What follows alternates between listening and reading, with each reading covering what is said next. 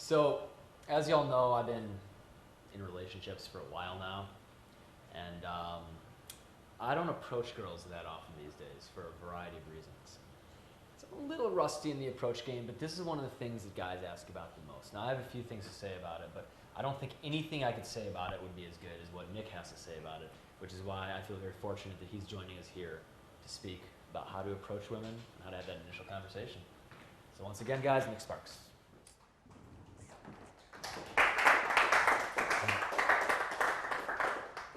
Thank you. Thank you, Christian. So, I'm here today to talk to you guys about approaching women. Now, my assumption is that if you've been kind of reading up on this stuff, you've been studying this stuff, trying to learn about it for a while, you've already heard a lot about approaching women. Is that a fair assumption? Read a lot, heard a lot, all sorts of stuff in your brain about this particular, you can just nod if that's the case. You know we're on the same page? Yeah? All right. So I'm not going to try to just dump a whole bunch more of general information to lump into all the other stuff you already learned. What I want to do is I want to talk about 3 specific things when it comes to approaching that I feel is going to be the most beneficial, that I feel will make the biggest impact if you take these things and you put them into effect immediately. You're going to see the most results from the women you're attempting to talk to. Okay?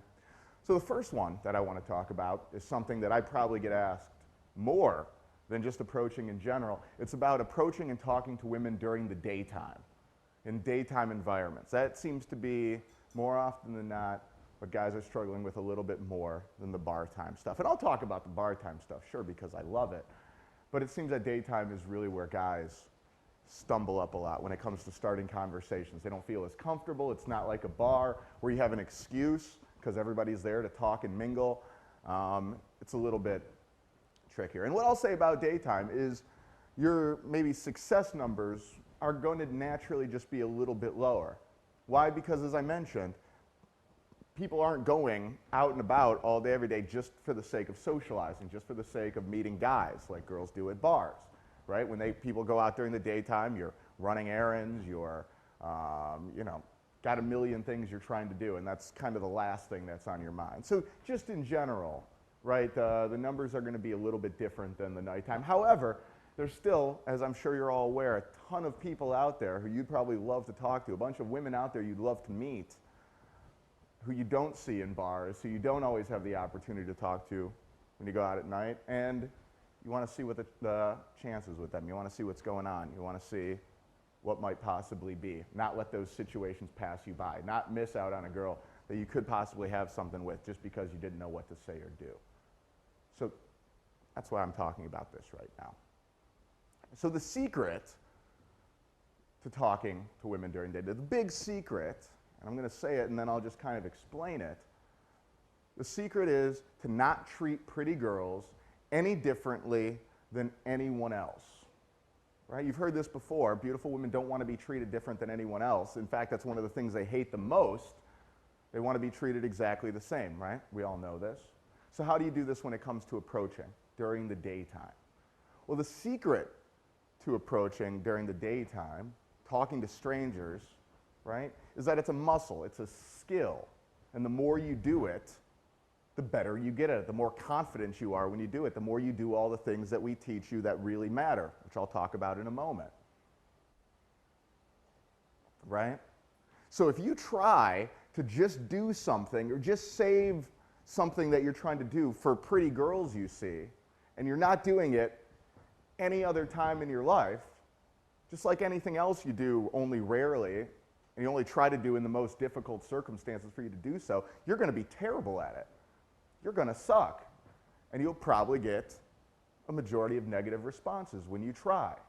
But just like anything else, the more you do it, the more you practice it, especially in situations that don't terrify you, that are a little bit easier for you to do what you need to do, you get better, you improve, you become more comfortable, and you get more positive responses from everyone. Simple.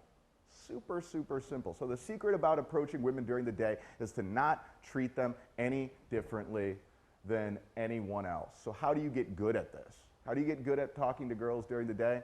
Simple. You talk to everyone. What I always say is the more you get used to making just a little passing comment to the woman at the bus stop, the older lady sitting there, just to say, beautiful weather out today. Man, the bus is taking a little long today. Just getting used to making that first comment, starting that interaction, talking to a stranger, not looking for anything, not trying to make anything, just getting used to making that first comment. The guy who's working the cash register in the drugstore, asking, how's everything going today? Getting used to making that first comment to another human being to initiate some sort of dialogue. It's just scary in general. It's just awkward in general. Right? But the more you practice this generally universally awkward action, the easier it is to do with the people that intimidate you the most. It's all I always like to say, a basketball player can't just hop into Game 7 of the NBA Finals. The pressure's so high right there that he's going to crack. Right? I mean, you got to play high school ball, develop your skills, play college ball, play in the early pros. I mean, even LeBron, how many seasons did it take for him to not crack under that pressure in the finals, in the playoffs, to finally win one, to develop his own muscles in less intense situations? So if you think you can just walk up to the prettiest girl that makes your heart beat out of your chest and be confident and charismatic when you've never actually practiced this stuff or barely practiced this stuff, it just won't happen. Saying something to the mom in the grocery store. Hey, have you tried this cereal before? Those carrots look really good. Getting used to making that first statement, that first introduction of dialogue with another human being. The more you do this with everyone you come into contact with, the easier it's going to be when you're now next to a girl in line at Starbucks, right? Because this is what you do with everyone. This is your standard MO. It would be weird if you didn't say something to her in that situation, right?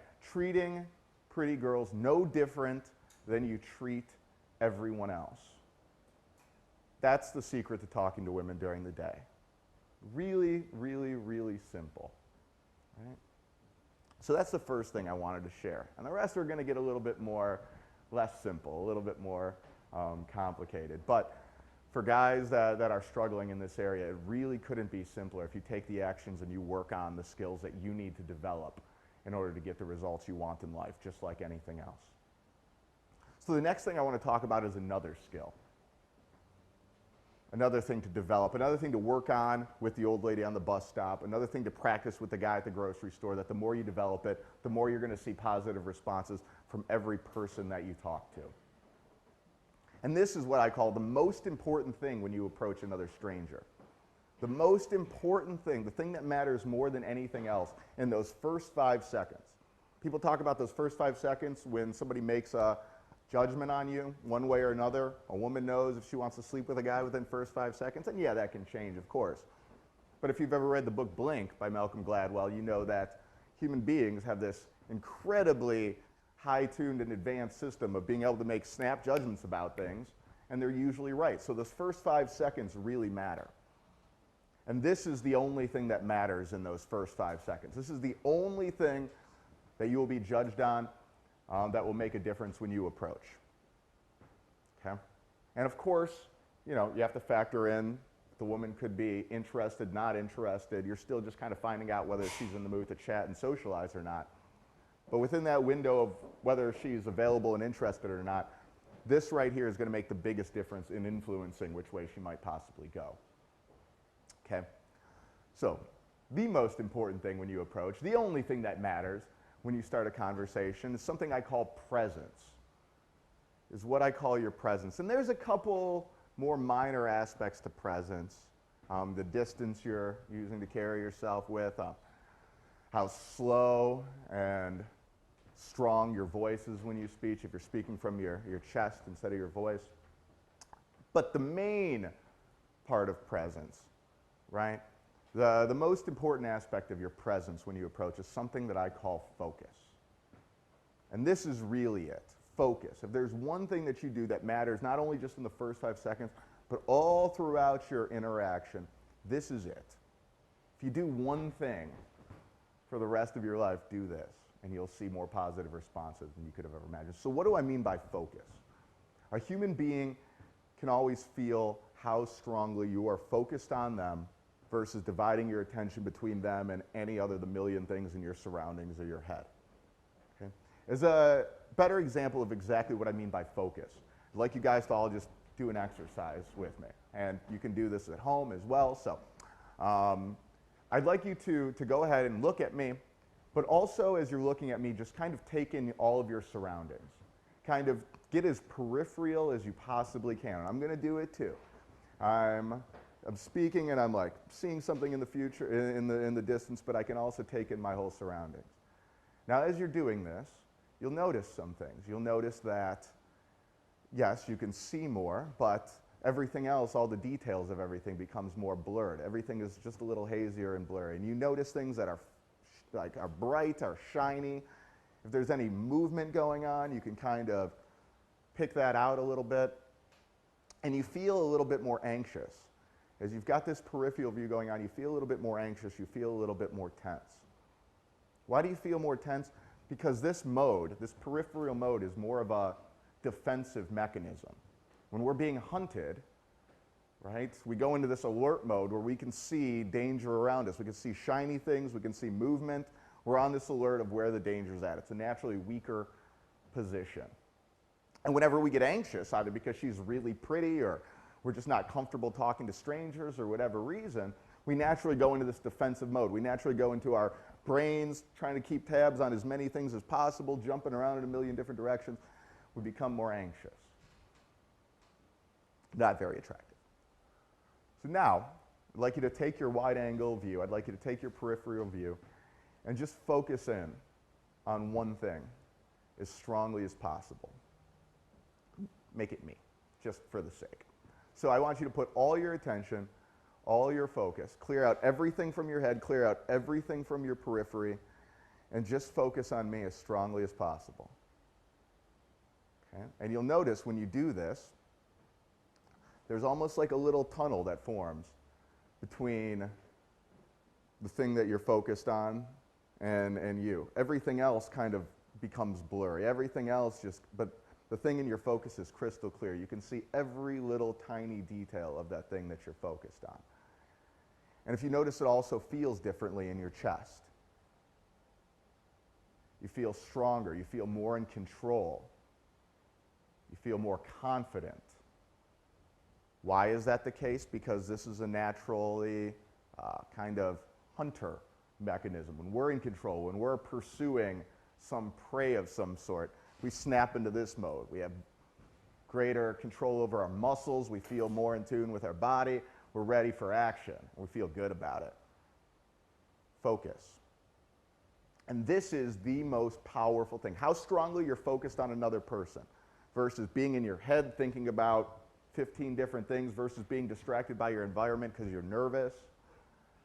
Focus is the most important thing when you interact with any other human being that will determine how strongly they respond to you, how strongly they relate to you. You want to test this out? Go to a crowded bar and try to get a drink. And if you know you're a guy at a drink, especially if it's a male bartender, getting a drink isn't always the easiest thing if it's crowded, right? So get up to the bar, manage to squeeze in, square your shoulders up, and just focus on that bartender as much as you possibly can. And what I like to usually do, I'll make a bet with a girl next to me. Easy way to get a free drink. You'll say, hey, I bet I can get a drink before you. And if there's a male bartender, every girl in the world will take that bet because she thinks there's no way this dude is going to get a drink before me. I square my shoulders up to the bar, focus as strongly as I can on the bartender. And as a defense mechanism, we can always feel when another animal is focused on us. We just get this sensation in our body, right? So as I'm focused on this bartender, half the time I'll see him shift a little bit uncomfortably because he just has this feeling in his body that he doesn't know what's going on. But then 9 times out of 10, as his head circles back around, 9 times out of 10, the first eyes he comes into contact with are mine. I just 2 drinks, yell out my drink order, and let her pay for them since, you know, she lost the bet. I'll usually buy the second round if I like talking to her. But in those first 5 seconds, now, there is nothing that matters more than how strongly you're focused on the other person you're interacting with. You come up with this strong focus, like this expectation that they're going to respond back to you and respond back to you with respect and respond back to you with enthusiasm, because why wouldn't they? Then you're probably going to get a positive response out of them. Right? If you come in and you're distracted, you're in your head and you're everywhere else, you probably will not get a positive response. Okay? And once again, this is the only thing that matters in the first 5 seconds. Right? If I walk up and I've got the most clever line in the world, this is just some brilliance, I don't know, some social genius came up with. Maybe me in my very best days, I can get very clever sometimes. But if I don't deliver that with any presence, if I come up and I'm just like, hey, most clever line in the world, I'm probably going to get a negative response, 9 out of 10. But what's my usual go-to line, my usual most common line? Is, hey, how's it going? Once again, if you deliver that without any presence, you'll get blown right out of the water. But if you walk up to her, all your focus, strongly on her, and you just say, hey, how's it going? You're probably going to get a good response. It's crazy, but it's the only thing that matters. And the other thing that this means, what doesn't matter, what I'm not saying here is, once again, anything that you could possibly say. What I love about this is that one of the most common excuses that guys make for not approaching is, I didn't know what to say. I couldn't think of anything to say. If I would have had something to say, I would have said something. One of the most common excuses. And we see when we look at this, that's all it is. It's just an excuse. Right? Why? Because what you say doesn't matter. Guys who are good with girls, they're not thinking, oh, what do I say? I got to say something clever that she's going to like. They're just looking for any excuse they can use to say something. It doesn't matter what it is. They're just looking for the first dumb excuse that pops into their head so they can go up and say something to this girl, deliver it with as much presence, deliver it with as much confidence, strong focus, maybe a little bit of the flirtatiousness that I talked about yesterday, and see how she responds, knowing that if he comes up strong, he's going to be more likely to get a positive response. Every girl that responded positively to you because you had some clever lines, she would have responded positively to you if you would have just said, hey, as long as you're doing the only thing that matters. So man, I dare you to test this out as strongly as possible just to see how people respond to you, and it will blow your mind. Guarantee it. So the third thing that I want to talk about, a little bit more specific still, I want to talk about the most common ways that I start conversations in bars. Shift back to bars. I like them. Great for socializing, mixing, mingling, having a great time. So the most common way that I start conversations in bars, and yeah, as I mentioned, hey, how's it going is my usual go-to line. But that's usually not how I start interactions in bars. Right? The most common way that I start interactions, that I basically approach the girl and I find out whether or not she's interested in me, I do all that simply with eye contact. Before I even walk up, before I even approach, the majority of my interactions start with the eye contact that I'm making. Okay? What eye contact says to a girl when you look at her, eye contact says, I'm into you. I think you're pretty. I find you attractive. Right? And if a girl looks at you and she sees you looking, she can assume, oh, he must think I'm cute. But now if you look away really fast, she's going to wonder, oh, well, why is he looking at me now? At first I thought he was cute. Now he's like looking away. Maybe wants to kidnap me or something. I don't know. Right? So it's important when I'm checking out a girl that I'm attracted to, I'm not ashamed of it. Right? So many guys are so terrified to look at a woman. I can't look at her. I can't just stare. What if she catches me? Like, yeah, what if she catches you? I hope she catches me. I pray that the girl catches me looking at her. Because I'm going to say, that's me saying to her right there, I think you're cute. What are you going to do about it? Like, what are you so afraid of by letting a girl know that you're into her and that you're attracted to her? Right? One of the things that will turn on a woman most is when a confident man isn't afraid to just say that he likes her in some way, shape, or form. And once again, she's not into me, great. What's she going to do about it? I'm still attracted to her. Whether or not I'm looking at her a little extra or not isn't going to change how attracted she is to me. In fact, my confidence in the fact that I'm not afraid to express that is going to make her more attracted to me. Now, she might still be in a relationship. I might not be her type. She might just not be in a good mood that night or whatever. But if she is single and looking and possibly attracted to me in the least, the fact that I'm confidently not afraid to express the fact that I'm into her, attracted to her, is one of the most confident,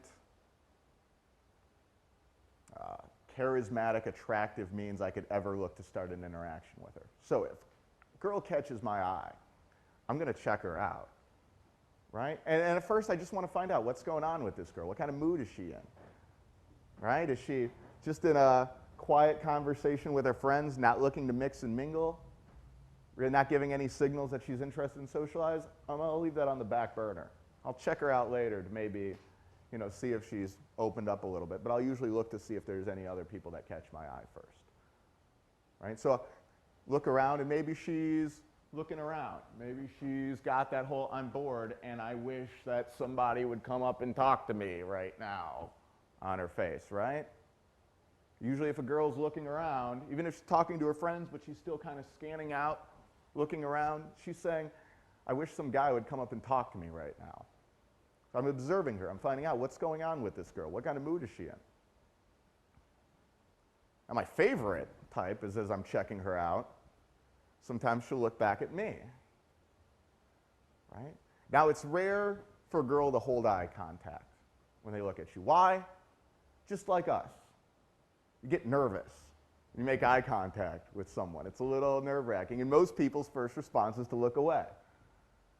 It's very rare that somebody actually holds that. If a girl holds that, well, man, it's on like Donkey Kong. But 9 times out of 10, she makes eye contact, she looks away, and that's great. I love it because it's cute. So I can relate to it, right? And then I'm always waiting for the look back. I'm not breaking myself. I'm not, "Oh, that was awkward. She doesn't like me. I better never look again. Otherwise, she might think something, and I'm going to blow my chances with her." I'm going to keep looking at her. I'm going to wait. Because most of the times, there's going to be a look back. There's going to be a little peek back again. And as soon as I get that peek back again, once again, it's on like Donkey Kong. I smile as if I just caught her peeking back at me. It was cute. Might wave or something, but 9 times out of 10, she looks back. I smile. I'm going to be approaching her right there. Why? She's already said, "I'm into you. Please come talk to me." So if there's one other bit I could give you, start to become so much more aggressive with your eye contact. Eye contact really, it's kind of the currency by which all of this romantic stuff happens, right? When you're speaking to someone, it's going to be that extra look that you give them, doing the stuff that I talked about yesterday, just letting your gaze linger for a second after they're done talking. When somebody else is talking, when they're finished, just kind of checking back in with them and holding that eye contact for a second, just because you like looking at them. One other thing I could give you is to just get so much more confident and aggressive with your eye contact, and not be so ashamed of it, not to be so apologetic of it. Like, "Yeah, I'm looking at you. What are you going to do? I think you're cute, actually." "Oh, no. What's going to happen?" Nothing, actually. She'll smile, take the compliment whether she's interested in me or not. Really start observing. Really start looking.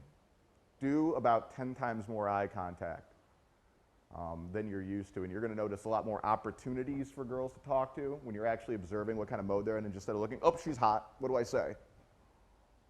When you're really paying attention and seeing where they're coming from, you're going to see a lot more opportunities, and your interactions are going to start off a lot more flirtatiously, a lot more sexual than when you're just kind of walking up to say hi. When it all starts with the eye contact, that just lays out exactly what kind of interaction this is going to be, where this is going to go, how I feel about you.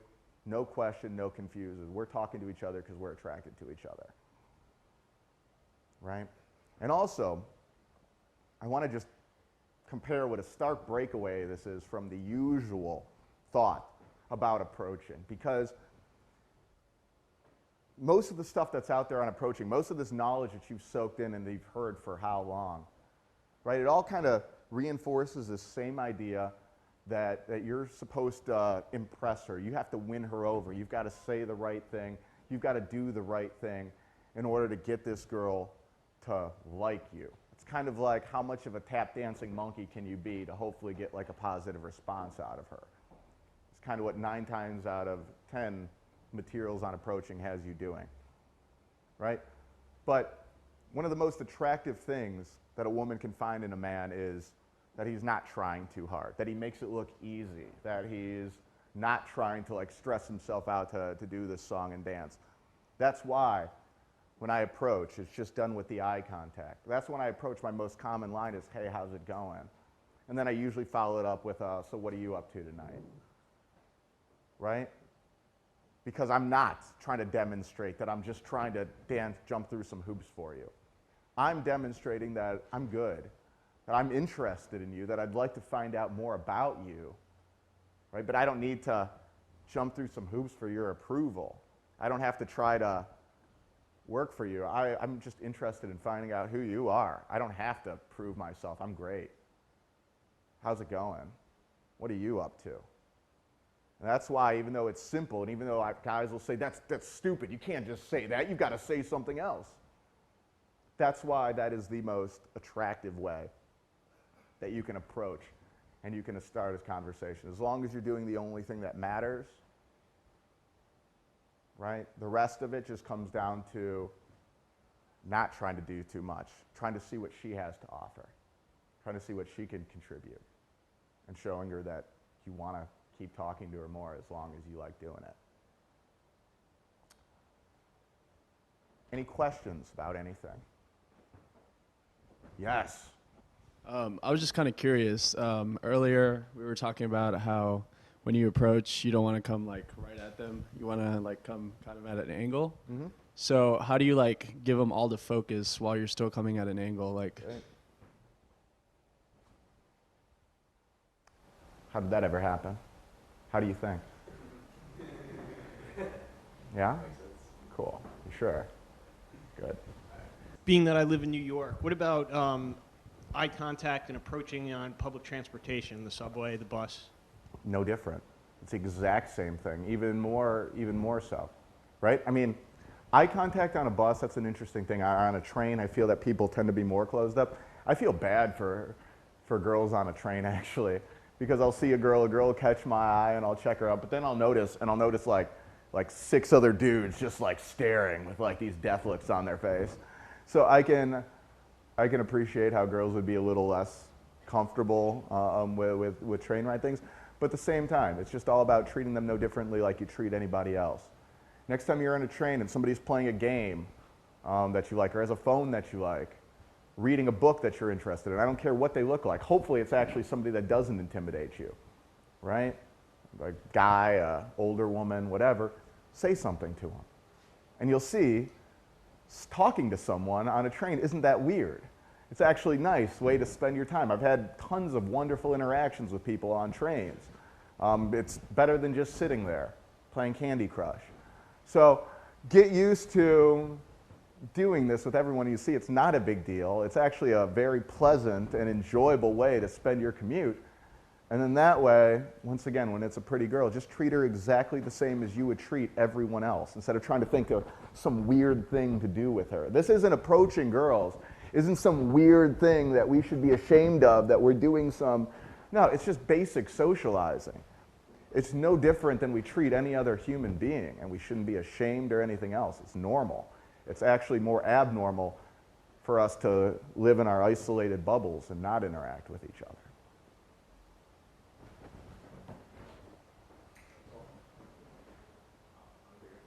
Whoever's first.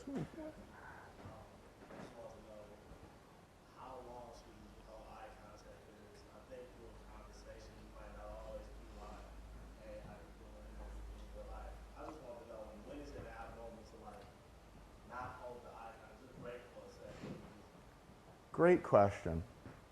Really great question. I hear this one a lot. And my answer to this one is always the same. There is a line out there. I'll use this way since you're going right to left. There is a line out there where it's just too much. But the thing is that if you're here right now, you're so far behind that line, no offense or anything, you're so far behind that line that you could try to overdo it and you could try to make too much eye contact, you wouldn't even come close. So that's why I always say to guys who ask that question, don't worry about this. Like, if you're concerned about this, it's just going to hold you back from getting anywhere close to it in the first place. I challenge guys I work with on the very first night, try to get shot down by making too much eye contact. I have yet to meet a guy who could do that. I could probably do it, but, right? I have yet to meet another guy who could. So, yeah, don't even worry about this out here.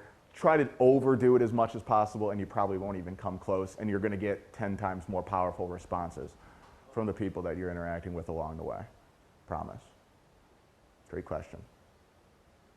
And Nick, this question is a little more abstract. It's dealing with the stuff that you just talked about. Would you say just the whole process of meeting women's more of an art or a science? I mean, there's a lot of principles involved I think apply to everybody, but is it just your gut, is it art, or is it science?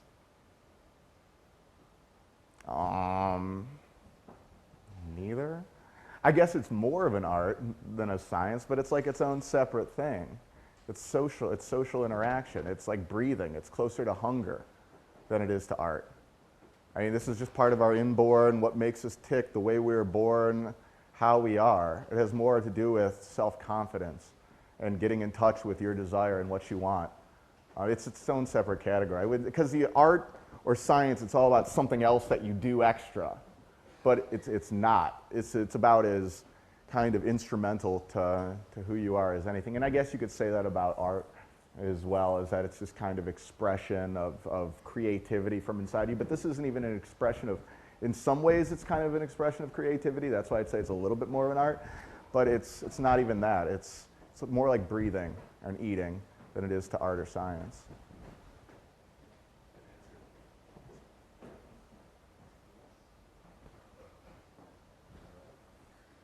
All right, yeah. Thank you, guys.